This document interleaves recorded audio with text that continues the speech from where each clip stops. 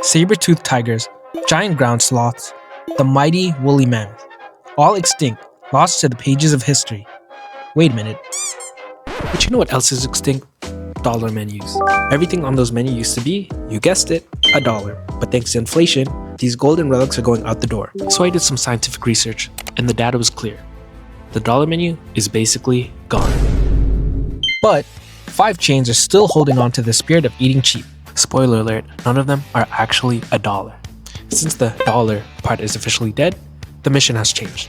I'm not just looking for cheap, but also for value. So here's the game plan. At each of the 5 surviving chains, I'll get the 3 cheapest, best items from their value menu.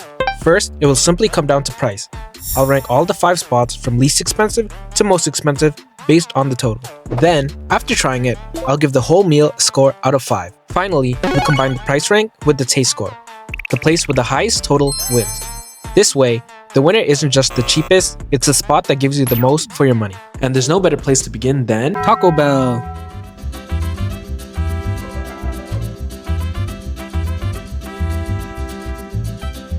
So I have the bag right here, and surprisingly, it feels really heavy. So for the price of this, I paid $8.66, and the items individually are pretty big. And I'm excited because I've never actually had any of them before today. The smallest of them all, which is the cheesy roll-up.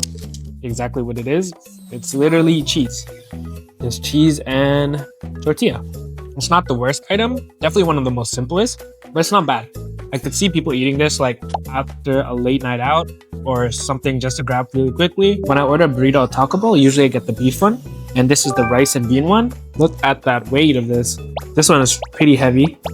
The rice is really flavorful, and that's what's really carrying this. The bean is also there, acting as like a pretty good support. They have a lot of that melted cheese, just like that movie theater cheese. So now, last item we have is the loaded fries pocket. And just looking at it, it kind of reminds me of the Crunch Wrap, like a very small version. This is actually really good. The most similar thing would legit be the Crunch Wrap. And that's because instead of the like carb tortilla they put inside of it, they use the fries, which is like another carb.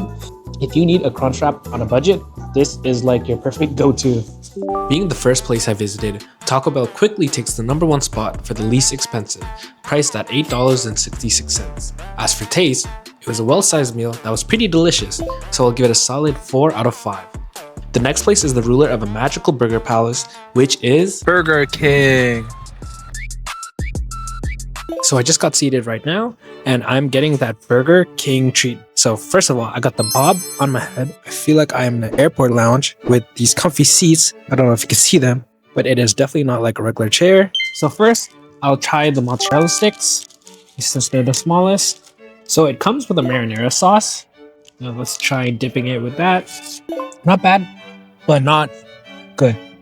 Not really that good. It's just like one of those mozzarella sticks you find from the stores in the freezer section, and then just put it in the oven and call it a day. This is exactly what that is. Enough of that. Let's try it to the sandwiches this time. So first, I'll go with the cheeseburger. Here it is. So still pretty flat. Bruh. They are not playing with that pickle. I don't know where they got this pickle from. They got it grown in a lab or something, but this pickle is huge. So let's try it right now. So this burger I can get behind, which is also because Burger King is one of my favorite restaurants. It does taste different than other fast food burgers. So now let's move into the chicken burger.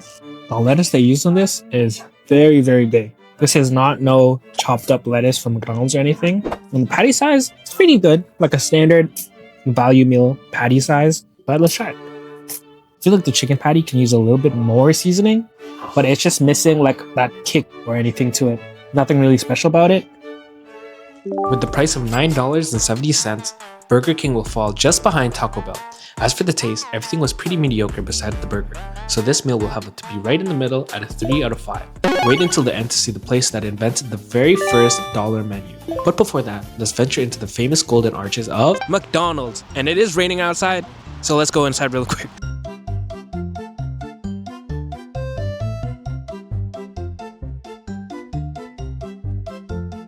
Thank you. So I just got the rest of my food right now.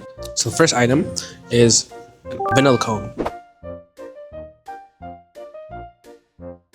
Also, a hamburger. I think they gave me a free apple pie because they kind of took long with my order. Looks like it's been hitting that Korean skincare beauty. I just ate the first item and I forgot to record it. Let's move on to the second item. The second item is a sausage McMuffin. Usually I get this in the morning for breakfast, but I get it with the egg too, the complete thing. So I'm curious to see how it'd be like without the egg. So this is how it looks like. Very plain, nothing going on. I will be a little biased here, but this is really, really good. I actually like their sausage from here. McDonald's coming in hot, overtaking second place, priced at $9.23, pushing Burger King at last and trailing behind Taco Bell. The taste was pretty mid as with Burger King, giving it a score of 3. However, they did give me an apple pie for free, so I will boost that score by 0.5, giving it a final score of 3.5 out of 5. Now this wouldn't be a Canadian ranking if I didn't include Tim Hortons.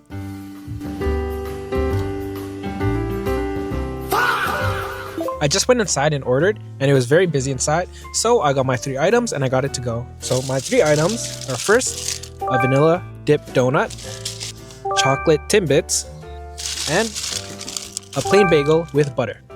Usually they change the colors, but for today, it's pink and white. I've definitely had more fresh vanilla dip donuts, but this one is still pretty good. It's not bad. Now we have Timbits. I got the 10 pack, which comes out to around like $3.30, but individually these are like 38 cents, so technically this is the most cheapest item you can get at Tim Hortons. So I'm not sure what it is, but these are definitely better than the vanilla dip donut, better quality of it. Now it comes to the last item, which I can still feel it. It's pretty hot after eating all the other stuff. Plain bagel, and I got it toasted with butter. I've seen some people get this with cream cheese, which I also do too. Sometimes people complain that they put too much or too little, but for now I think they put either an okay amount or a little bit less than I would prefer of butter. It's like every other time I got this. Say this, for me, every time I order a bagel at Tim Hortons, it's one of the most consistent items that they have. I don't know if that's the experience for anybody else, but for me it is. But nonetheless, it's pretty good.